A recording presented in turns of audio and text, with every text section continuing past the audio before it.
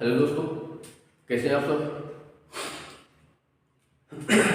आज की क्लास में हम अभी जो 23 जनवरी को अभी जो एग्ज़ाम हुआ है महिला बाल विकास का, उसमें मैथ में जो क्वेश्चन आए हैं उन्हीं को देखेंगे कि किस प्रकार के क्वेश्चन आए हैं, उनका सॉल्व क्या है, उनके आंसर क्या हो सकते हैं। ठीक है, तो मैथ के 15 क्वेश्चन थे और बहुत ही अच्छे अच्छे क्वेश्चन थे। ठीक है, हर एक टॉपिक से कुछ ना कुछ एक एक क्वेश्चन उठा के रखा गया था। जैसे परसेंटेज हो गया, प्रॉफिट लॉस हो गया, डिस्काउंट हो गया, मेंसुरेशन हो गया, ठीक है, एलसीएम एचसीएफ हो गया, ठीक है, मिश्रण हो गया, अनुपात समानुपात हो गया, ठीक है, चाल दूरी समय हो गया। सभी से एक एक टॉपिक उठा के रखा गया था।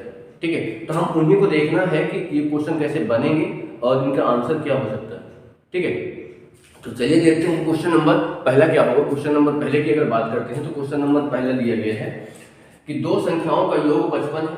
दो संख्याओं का योग क्या है? 55 है। उनका महत्तम समापवर्तक एवं लघुत्तम समापवर्तक 5 और 120 है।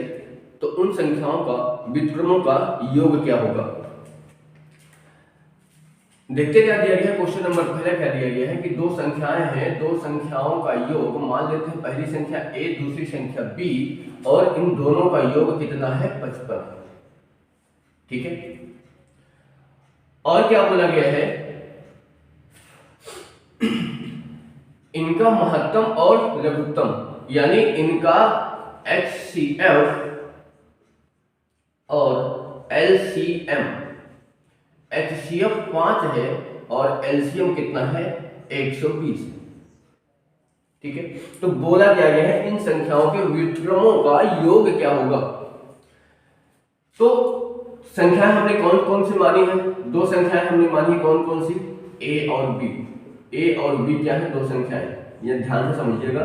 A और B दो संख्याएं दिए गए हैं, दोनों संख्याओं का योग 55 है, उनका HCF 5 है और LCM कितना है? 20 है। तो बोला गया है इनके व्युत्क्रमों का योग क्या होगा। तो अब यहां से अगर हम देखते हैं तो क्या होगा, पहली संख्या गुणे दूसरी संख्या बराबर क्या होता है? HCF गुणे LCM। ठीक है, तो A इंटू B बराबर कितना हो गया? 5 इंटू 120। ठीक है, बोला क्या गया है इन संख्याओं के व्युत्क्रमों का योग क्या होगा। एक संख्या a है, एक का व्युत्क्रम क्या होगा? 1/a plus 1/b। ठीक है, इसको अगर आगे सॉल्व करेंगे तो कितना हो जाएगा? a plus b by A B. ठीक है, a प्लस b का मान कितना दिया गया है? 55। a प्लस b का मान कितना है? 55 और a इंटू b का मान कितना निकल के आया है? 5 इंटू 120। क्लियर? 5 से इसको डिवाइड करेंगे तो कितना आएगा? 11। कितना आ गया? 11/120 होगा इसका पहले का आंसर। क्लियर?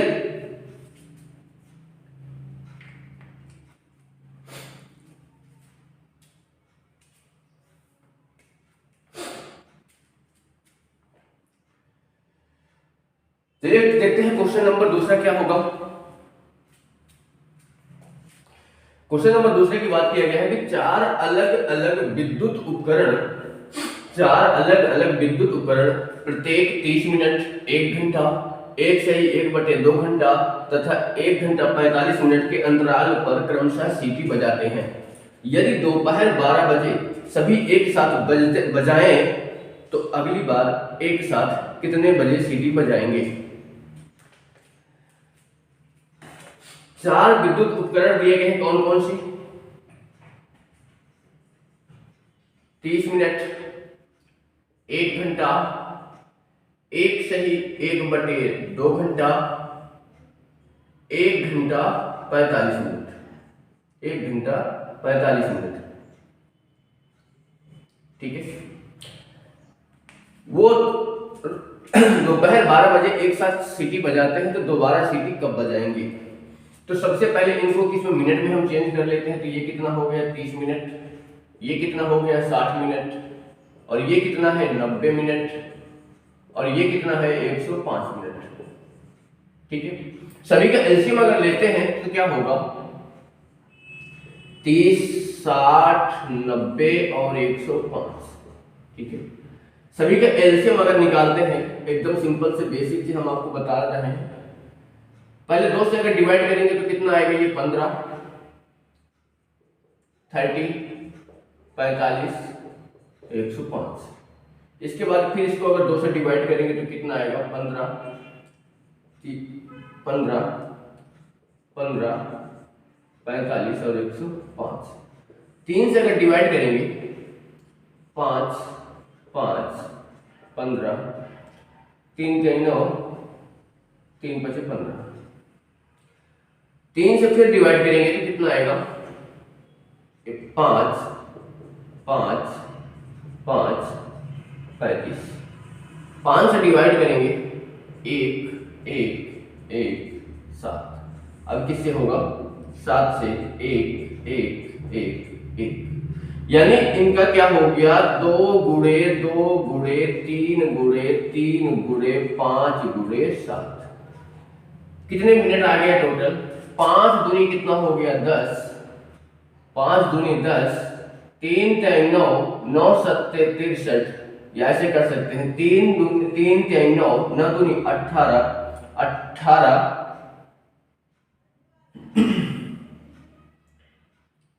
चलिए कितना हो गया, 2 गुणे 2 गुणे 3 गुणे 3 गुणे 5 गुणे 7। सबसे पहले अगर हम देखेंगे,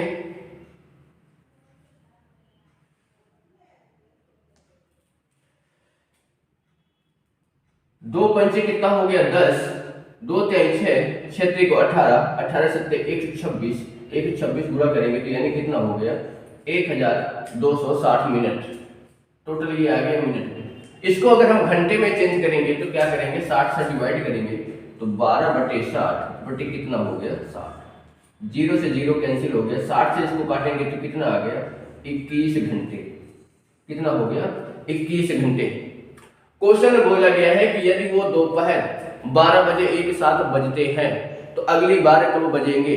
तो अगर वो दोपहर 12 बजे एक साथ बजते हैं, दोपहर अगर वो 12 बजे एक साथ बजते हैं तो दोबारा कब बजेंगे, तो 21 घंटे बाद।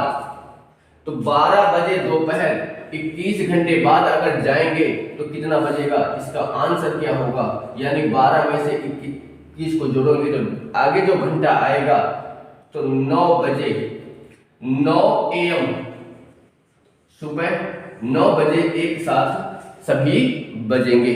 ठीक है, क्लियर।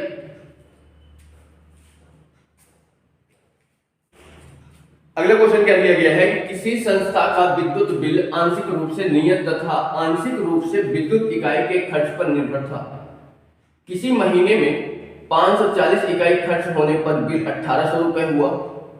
दूसरे महीने में 620 रुपए यूनिट, 620 इकाई खर्च होने पर बिल 2040 रुपए रहा।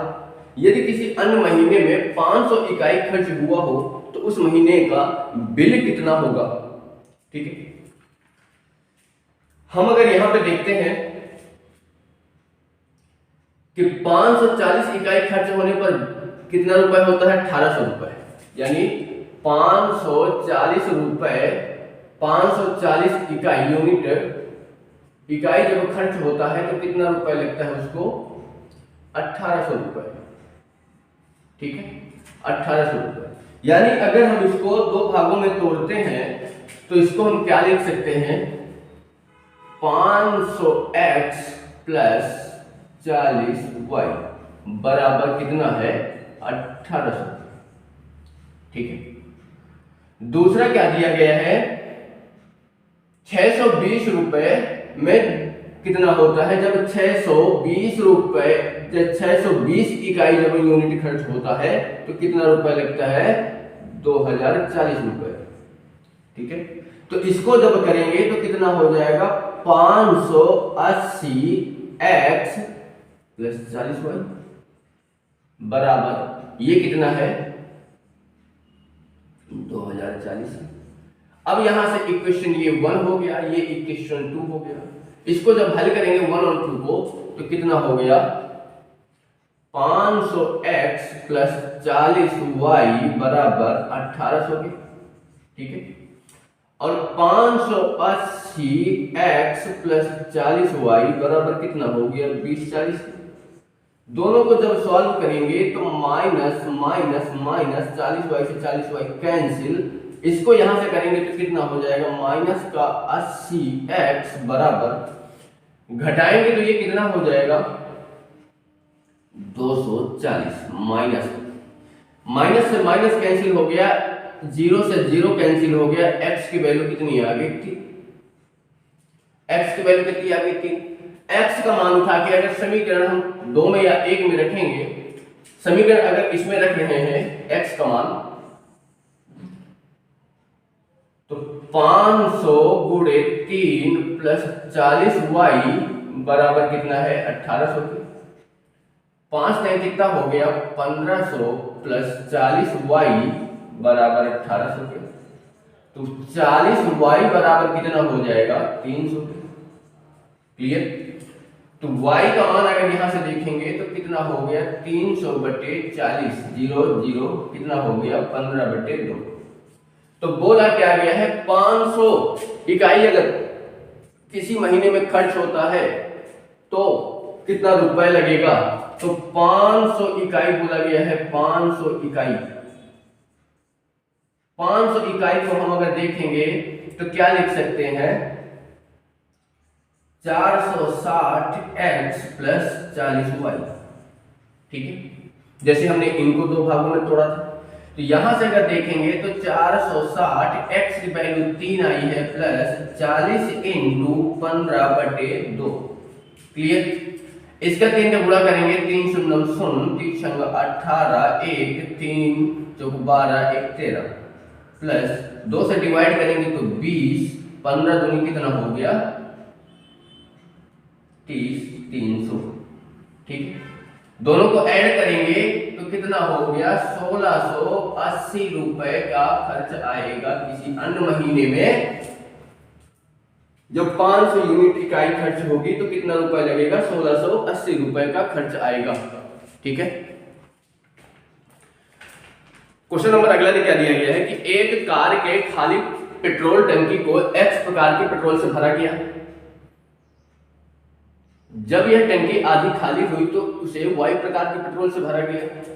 पुनः जब टंकी आधी खाली हुई तो x प्रकार के पेट्रोल से भरा गया, और पुनः जब आधी खाली हुई तो इसे x प्रकार के y प्रकार के पेट्रोल से भरा गया। तो बताइए टंकी में x प्रकार के पेट्रोल का कितना प्रतिशत है। ठीक है, अब सबसे पहले अगर हम इसको देखते हैं, बनाते हैं, ध्यान से समझिएगा कि दो प्रकार का पेट्रोल डालते हैं टंकी में, पहले x प्रकार का और दूसरा y प्रकार का। तो हम पूरा 100 मान के चलते हैं कि पूरा इसको 100% भरा गया। तो जब टंकी को 100% भरा गया, 100% भरा गया, तो उसमें कौन सा पेट्रोल डाला गया, x प्रकार का पेट्रोल डाला गया, x प्रकार का पेट्रोल डाला गया। ठीक है, क्लियर। जब टंकी में फुल भरा गया तो उसमें x प्रकार का पेट्रोल डाला गया। जब टंकी आधी हुई, तो जब टंकी आधी हुई तो कितना पेट्रोल बचेगा 50 बचेगा। ठीक है, ओके। अब फिर बोल रहा है कि हम इसमें y प्रकार का पेट्रोल डाल रहे हैं तो टंकी फुल हो जाती है। तो अब टंकी आधी बची है 50, तो फुल करने के लिए इसमें y प्रकार के पेट्रोल को 50 डालना पड़ेगा। ये कितना है y प्रकार का है। ठीक है, ये x प्रकार का है और ये कितना है y प्रकार का 50 डालेंगे तो टंकी दोनों मिलके पूरे 100% हो गए। इसके बाद बोल रहा है कि जब टंकी आधी हुई तो ये जब आधा होगा इसका तो कितना होगा 25 होगा x प्रकार का और 25 होगा y प्रकार का। ठीक है, आधी हो गई।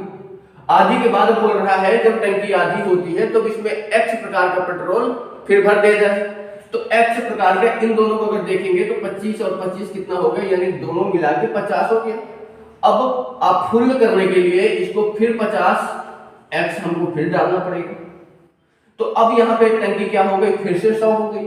अब फिर इसमें अगर देखेंगे तो x कितना हो गया, x हो गया 75x का, और ये कितना हो गया 25y का। टंकी कितनी हो गई, फुल हो गई।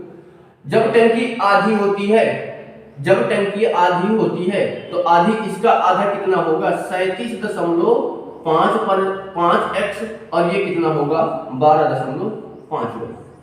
जब टंकी आधी होती है तो इसमें y प्रकार का पेट्रोल फिर भरा जाता है, तो y प्रकार का पेट्रोल जब फिर से भरा जाएगा तो ये कितना हो गया 50, तो यानी y प्रकार का पेट्रोल कितना डाला गया 50। अब टंकी क्या हो गई फुल हो गई, तो फिर ये कितना हो गया 37.5x प्लस इसको अगर जोड़ेंगे तो कितना हो गया 62.5y, यानी टंकी फिर से क्या हो गई फुल हो गई। अब क्वेश्चन में पूछा गया है कि x प्रकार का पेट्रोल कितने प्रतिशत है, तो हमने शुरू में 100% x प्रकार का पेट्रोल डाला है, अब कितना बचा है, अब x 37.5% पेट्रोल x प्रकार का है, तो आंसर इसका कितना हो जाएगा 37.5% x प्रकार का पेट्रोल भरा हुआ है। आंसर इसका हो जाएगा 37.5%। क्लियर?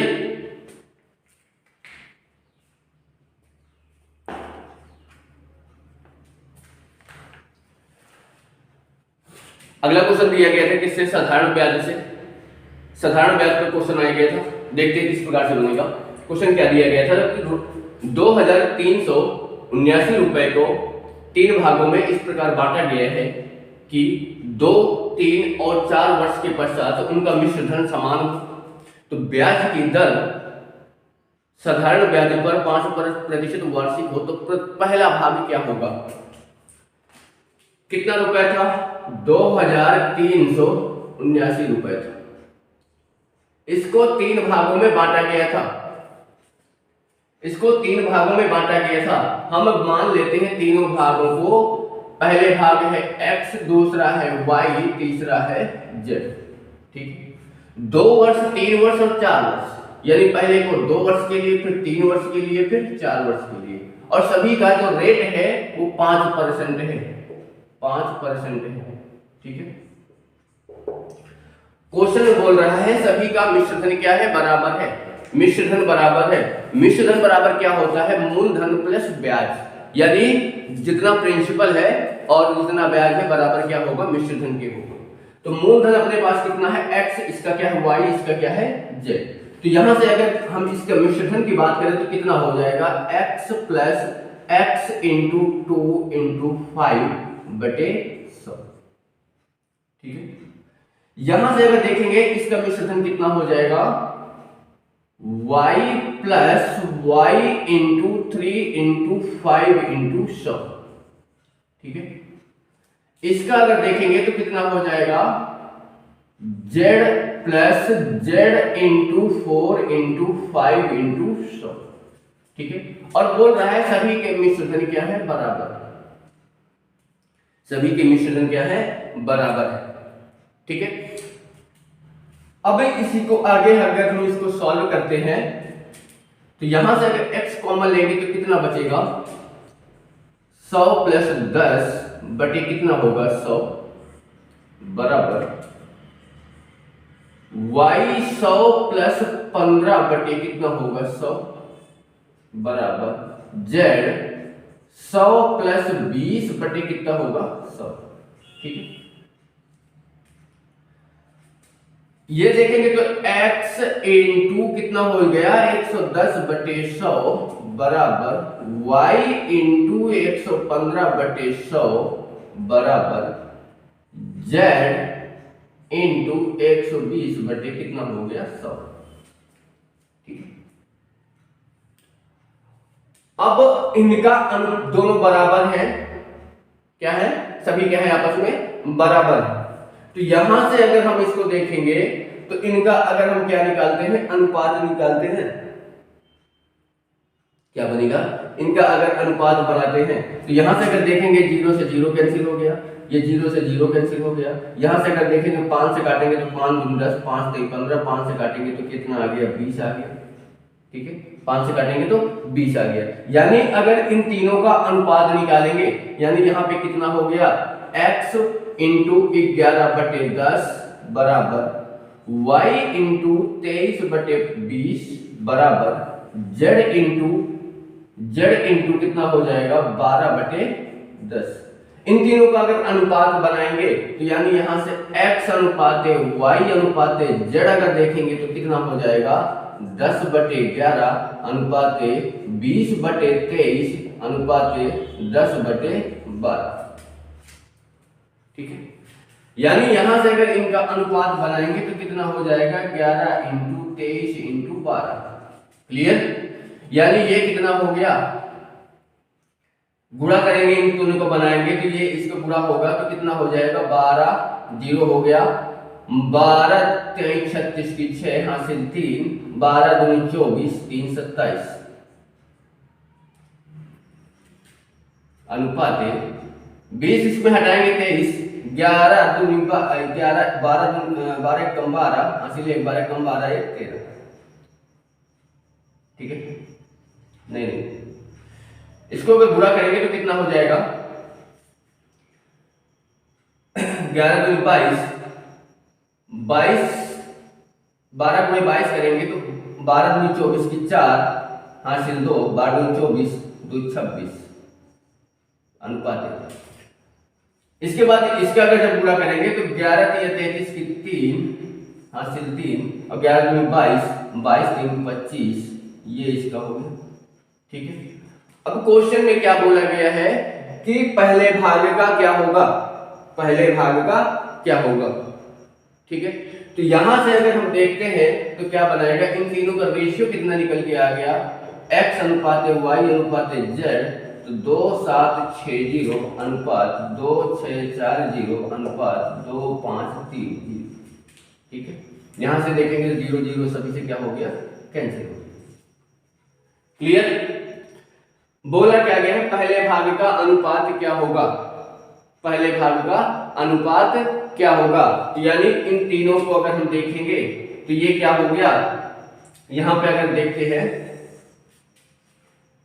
2 7 6 प्लस 2 7 6 इसको हम मान लेते हैं 276 a अनुपात 264 a अनुपात 253 a। ठीक है, यानी 276 a plus 264 a plus 253 a बराबर जो अपनी राशि की है 2379। ठीक है, इनको अगर हमको ऐड करना है तो 6 4 10 3 13 की 3 हासिल 1 7 4 11 और 11 5 16 1 17 की 7 हासिल 1 2 2 4 2 6 1 7 हुआ। a बराबर कितना हो गया 2 3 7 9 3। तो यहां से a की वैल्यू अगर निकालेंगे तो कितना हो गया 2 3 7 9 बटे 7 7 3। 3 से अगर इसमें डिवाइड करेंगे तो कितनी बार में कटेगा 3 बार, 3 3 9 3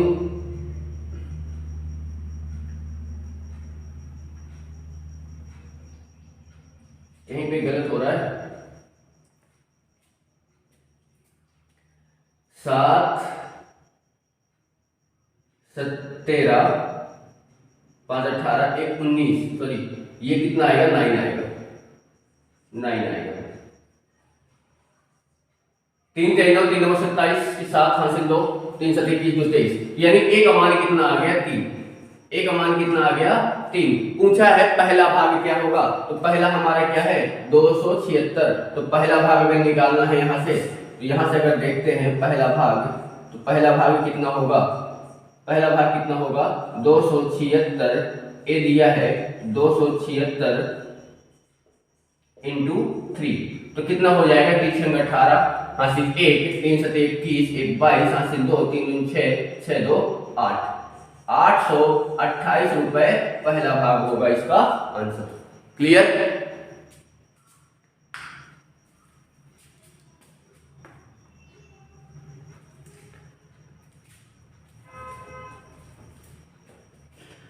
अगले क्वेश्चन चक्रवृद्धि ब्याज से दिया गया है कि वह समय वर्षों में ज्ञात कीजिए जिसमें एक मूलधन 20% चक्रवृद्धि ब्याज की दर से 2 गुने से भी अधिक हो जाए।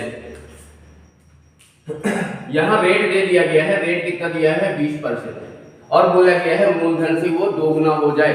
यानी अगर हम इसका प्रिंसिपल मानते हैं x तो इसका अमाउंट कितना होगा 2x। ठीक है, तो यहां पे अमाउंट बराबर क्या होता है, प्रिंसिपल प्लस 1 प्लस r बटे 100 की पावर कितना होता है t। ठीक है, तो यहां से अमाउंट कितना है 2x बराबर x इंटू 1 प्लस r का मान कितना है 20 बटे 100 की पावर कितना हो गया t। x से x कैंसिल हो गया, 2 बराबर कितना हो गया 20 पंच 100, 5 एकम 5 6 बटे 5 की पावर कितना हुआ t। यानी 2 बराबर यहां से अगर देखेंगे तो 1.2 की पावर कितना है t। अब ये लगभग अप्रॉक्स अगर देखेंगे तो अप्रॉक्स ये कि यहां पे इसको अगर हम देखेंगे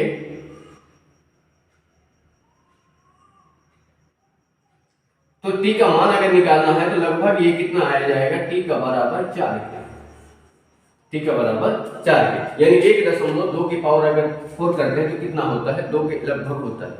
ठीक है, तो इसका आंसर क्या होगा 4 वर्ष। ठीक है, इसका आंसर क्या होगा 4 वर्ष। क्लियर। अगला क्वेश्चन क्या दिया गया है कि एक वस्तु x का भाव प्रति वर्ष 40 पैसे बढ़ता है जबकि y का भाव प्रति वर्ष 15 पैसे बढ़ता है। यदि वर्ष 2011 में x का भाव 4.20 रुपए था तथा y का भाव 6.30 रुपए था, तो किस वर्ष x का भाव y के भाव से 40 पैसे अधिक होगा। क्वेश्चन में बात किया है कि x का भाव प्रति वर्ष 40 पैसे बढ़ता है और y का 15 पैसे एक वर्ष में बढ़ता है, यानी एक साल में बढ़ता है। 2011 में यहां क्वेश्चन में दिया गया है कि 2011 में दोनों का भाव कितना था। x का जो भाव था वो था 40.20 और y का जो भाव था वो 6.30। ठीक है, तो बोला है किस वर्ष ज्यादा हो जाएगा।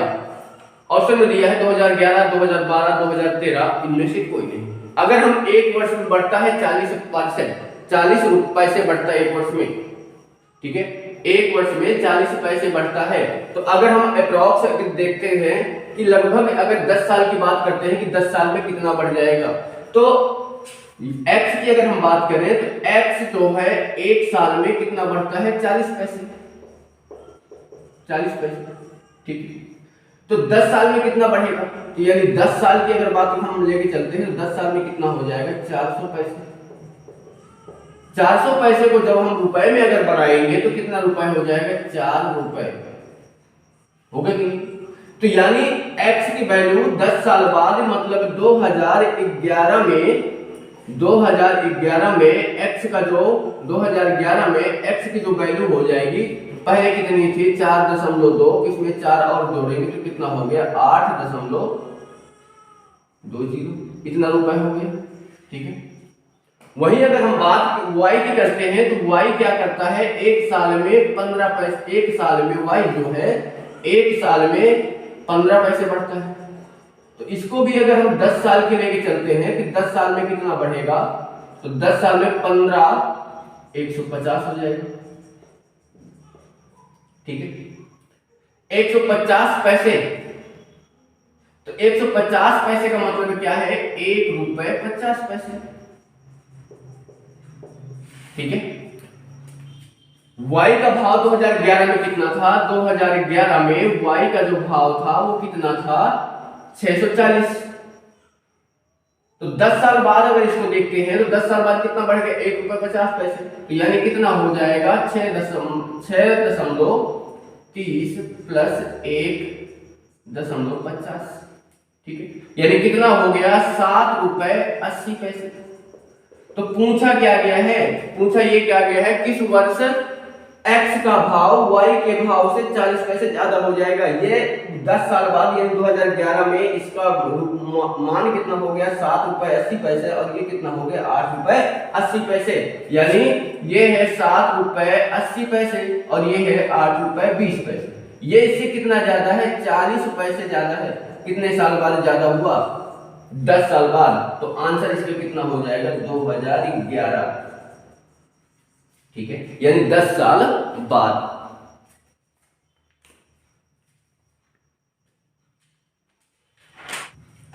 चलिए अगला क्वेश्चन क्या दिया गया है कि किसी माल का 2/3 भाग 5% लाभ पर बेचा गया और बचा हुआ 2% हानि पर बेचा गया। यदि कुल 400 रुपए का लाभ हो तो माल का कुल क्रय मूल्य क्या होगा। मान लेते हैं टोटल अपने पास माल कितना है x, ठीक है, लाभ हानि का क्वेश्चन x है, इसका 2/3 भाग 5% पे, तो x का कितना 2/3 भाग यानी 2x/3 भाग, इतना भाग किसमें 5% के प्रॉफिट पे। और जो शेष बचा है तो शेष कितना बचेगा, इसमें से इसको अगर माइनस करेंगे तो x/3 भाग जो बचा है इसको 2% हानि पर बेचा गया, ठीक है। तो यानी यहां से इसका अगर सेलिंग प्राइस की बात करेंगे तो सेलिंग प्राइस इसका कितना हो जाएगा 2x/3 इंटू 105 बटे कितना होगा, ठीक है। यहां से इसकी अगर सेलिंग प्राइस की बात करेंगे तो इसका सेलिंग प्राइस कितना हो जाएगा x/3 इंटू 98/100, ठीक है। यानी ये सेलिंग प्राइस कितना हो गया 210x/300 और ये सेलिंग प्राइस कितना हो गया 98x/300। टोटल बोल रहा है उससे 300 रुपए का प्रॉफिट हो रहा है। तो total SP total selling price minus total क्या होगा क्रय मूल्य कॉस्ट प्राइस। यानी यहां से अगर हम देखेंगे तो एसपी टोटल माइनस सीपी बराबर कितना है 400 रुपए। टोटल अगर हम एसपी की बात करेंगे तो कितना हो जाएगा 210x/300 plus 98x/300 minus x बराबर किसका है 400। तो ये कितना हो गया, इसको अगर जोड़ेंगे तो कितना हो गया 308x/300 माइनस x बराबर कितना है 400। तो ये कितना हो गया 8x/300 बराबर कितना हो गया 400। काटेंगे तो कितना हो गया 50। तो x की वैल्यू कितनी हो गई 15,000। x की वैल्यू कितनी हो गई 15,000। तो पूछा गया है तो माल का कुल मूल्य कितना है, तो कितना है 15,000। इसका क्या होगा राइट आंसर होगा। क्लियर। चलिए अगला क्वेश्चन डिस्काउंट से दिया गया है, बट्टा से दिया गया है कि गौरव ने अंकित मूल्य पर 20% का डिस्काउंट काटने के पश्चात 10% की अतिरिक्त छूट के साथ एक सूटकेस खरीदा। यदि अंकित मूल्य 1400 रुपए था तो सूटकेस किस मूल्य पे खरीदा गया। सूटकेस का अंकित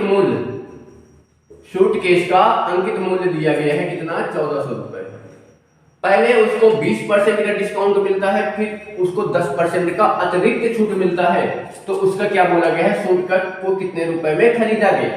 तो यानी यहां से अगर इसका मान निकालते हैं तो 1400, पहले उसको 20% का डिस्काउंट दिया गया तो 80 बटे कितना हो गया 100, फिर इसको 10% का और डिस्काउंट दिया गया तो 90 बटे कितना हो गया 100। 0 0 0 0 1 2 3 4 यानी यहां से कितना हो गया 14 इंटू 8 9 72। 14 दूनी 28 8 हाँ से 2 14 7 98 और 2 कितना हो गया 100। तो सूटकेस का मूल्य कितना हो गया 1008 रुपए। इसका राइट आंसर होगा। क्लियर। चलिए क्वेश्चन नंबर अगला क्या है मेंसुरेशन से दिया गया है। बहुत ही अच्छा क्वेश्चन दिया गया है कि एक कमरा चौड़ाई से आधा अधिक लंबा है। कमरे में कॉर्पेट बिछाने की कीमत 5 रुपए प्रति वर्ग मीटर के हिसाब से 270 रुपए। 4 दीवारों पर 10 रुपए प्रति मीटर के हिसाब से पेपर चिपकाने की कीमत 1720 रुपए है। यदि एक दरवाजा और 2 खिड़की 8 वर्ग मीटर की जगह घेरते हैं तो कमरे की लंबाई चौड़ाई और ऊंचाई क्या होगी। ठीक है, अब यहाँ पे इसको ध्यान से समझते हैं। क्या है एक आयताकार क्या है कमरा है, बोल रहा है कि उसकी जो चौड़ाई है चौड़ाई से आधा अधिक लंबा क्या है लंबाई है। अगर हम उसकी चौड़ाई मानते हैं x तो ये कितना होगा आधा अधिक यानी x प्लस x/2 टोटल कितना हो गया 3x/2। इसकी क्या हो गई लंबाई। बोल क्या रहा है कि कमरे में कारपेट बिछाने की कीमत 5 रुपए प्रति वर्ग मीटर है, यानी 1 वर्ग मीटर में 5 रुपए लगता है, तो 270 रुपए पूरे में लगा है। तो अगर हम इसके एरिया की बात करेंगे तो इसका एरिया कितना हो जाएगा 270 बटे 5। 5 अगर इसको डिवाइड करेंगे तो 5 25 25 और 5 चौको 20, इतने वर्ग मीटर इसका क्या आ गया क्षेत्रफल। ठीक है, तो यानी यहां से अगर देखेंगे तो इसका क्षेत्रफल कितना हो गया x इंटू 3x/2 बराबर किसके 54। ठीक है, 3 से काटोगे इसको तो 3 एक कम 3, 3 8 24, यानी x स्क्वायर कितना हो गया 36 के, तो x का वैल्यू कितनी आ गई 6, यानी कमरे की चौड़ाई कितनी है 6, तो लंबाई कितनी आ गई 9। ठीक है,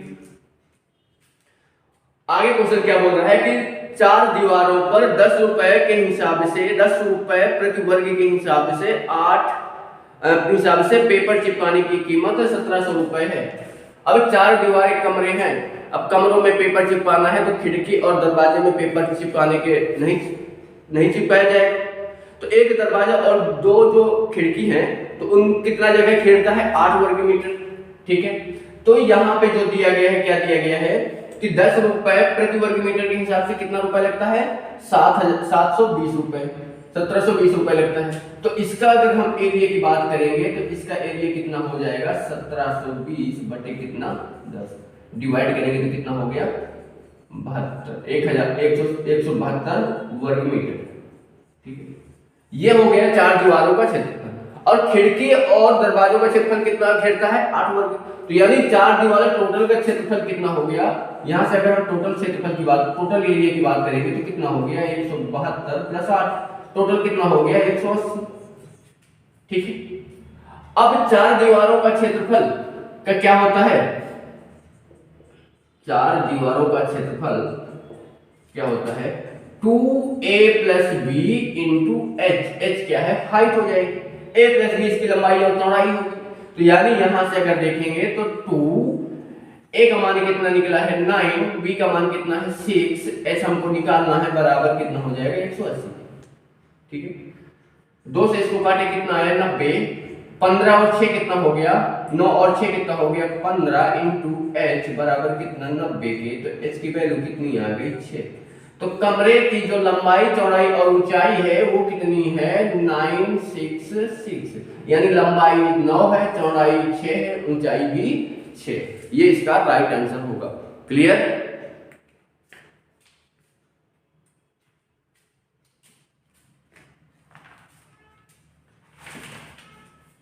अगला क्वेश्चन क्या मिश्रण एलिगेशन से दिया गया है कि 3 टंकियों में आयतनों का अनुपात 3:4:5 है, उसमें दूध और पानी का मिश्रण भरा गया है।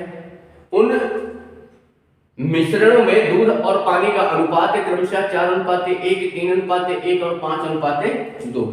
इन टंकियों का मिश्रण चौथी टंकी में डाला गया तो चौथी टंकी में दूध और पानी का अनुपात कितना होगा। यहां पे देखते हैं कि एक टंकी ये है और एक टंकी ये है और एक टंकी ये। इन तीनों में इनका अनुपात कितना है 3:4:5। ठीक है, दूध और पानी भरा गया है तो इसमें भरा गया कितना गया है 4:1 और इसमें 3:1 और इसमें कितना है 5:2। ठीक है, और इन तीनों मिश्रण को एक चौथी टंकी में डाला जाता है तो उसका अनुपात पूछा गया है दूध और पानी का कितना होगा।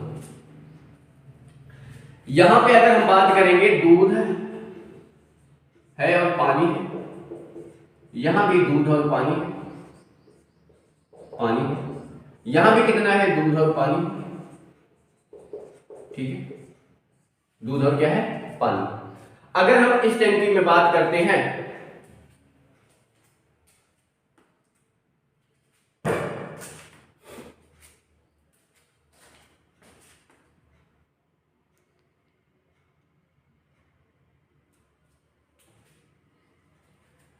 आगे, अगर हम इसको देखते हैं कि इसमें दूध की मात्रा कितनी है तो कितनी हो जाएगी 3 × 4 × 5। ठीक है, कितनी होगी कितना हो गया 12/5। यानी इसमें कितना हो गया 12/5 लीटर क्या है दूध। तो पानी की अगर मात्रा आप देखेंगे तो पानी की मात्रा कितना हो जाएगा 3/5। 3 कितना हो गया 5।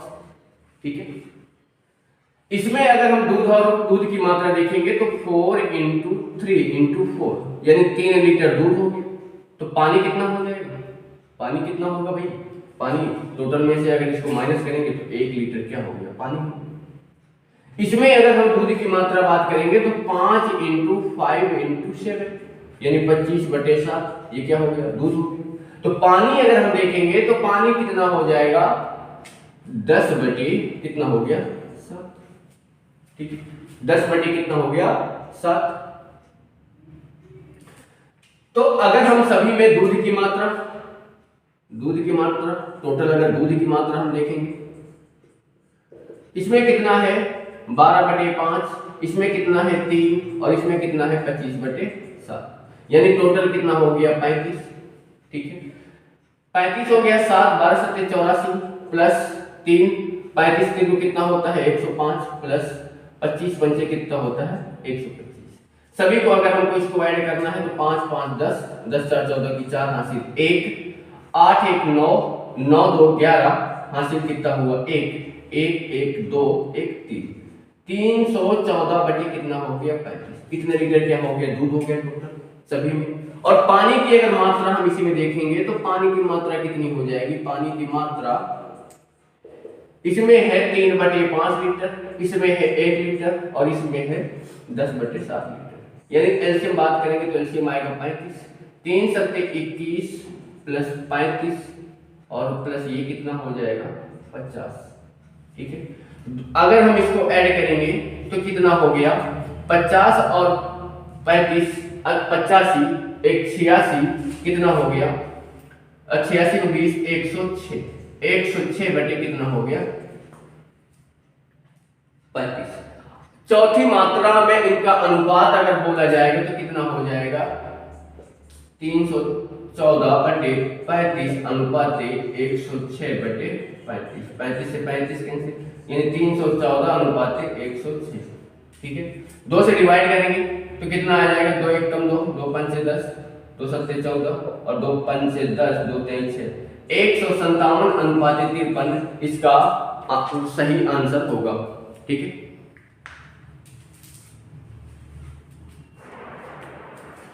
अगले क्वेश्चन अनुपात से आया गया था कि वह अनुपात क्या होगा जिसका अंतर 40 है और मान 2/7 है।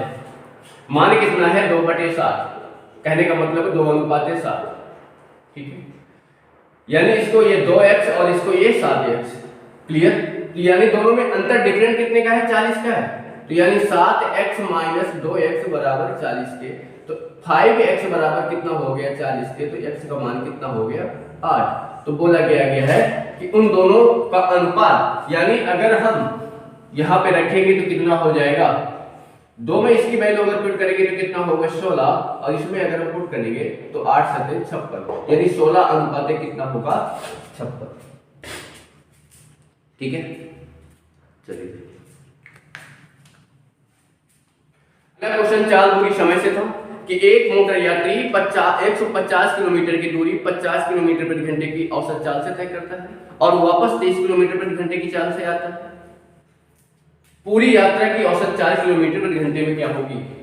एक यात्री है, पहले वो 150 किलोमीटर की दूरी 150 किलोमीटर की दूरी कितने घंटे यानी कि किसकी चाल जाता है 50 किलोमीटर प्रति घंटे की चाल से जाता है और जब वापस आता है तो 30 किलोमीटर प्रति घंटे की चाल से क्या करता है वापस आता है।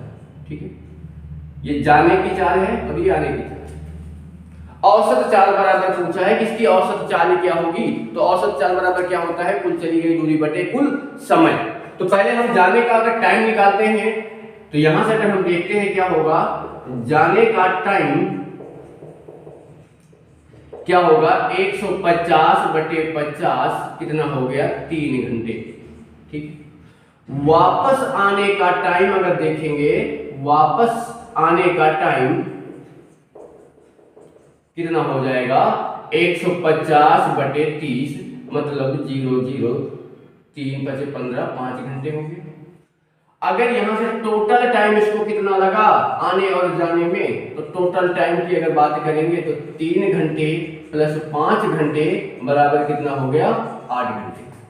ठीक है, औसत चाल पूछा है इसका कि औसत चाल क्या होगी, तो औसत चाल बराबर होता है कुल दूरी बटे कुल समय, यानी जाने में कितना और आने में कितनी दूरी तय किया उसने, तो यानी टोटल उसने 300 किलोमीटर की दूरी तय करी और घंटा समय कितना लगा, 8 घंटे। तो यहां से इसको डिवाइड करेंगे तो 37.5 किलोमीटर प्रति घंटे, ये इसकी औसत चाल हो गई, इसका राइट आंसर। ठीक है, इसके बाद आप और भी 2 क्वेश्चन दिए गए थे सिंप्लीफिकेशन के। ठीक है, तो एक का आंसर कितना होगा, जो क्वेश्चन था सॉल्व करने के बाद उसका आंसर कितना होगा, 100 होगा। ठीक है, आप लोग उसको सॉल्व कर सकते हैं, सिंपल सा। और दूसरा जो 94 है उसका आंसर कितना होगा, उसका एग्जैक्ट आंसर अगर निकाल रहे हैं तो एग्जैक्ट आंसर इनमें से कोई नहीं निकल के आ रहा है, डी नंबर। ठीक है, इसमें 2.75 दिया गया था, 4.75 दिया गया था, 8.5 दिया गया था, तो उसका आंसर अगर एग्जैक्ट हम बात करते हैं तो 2.59 निकल के आता है।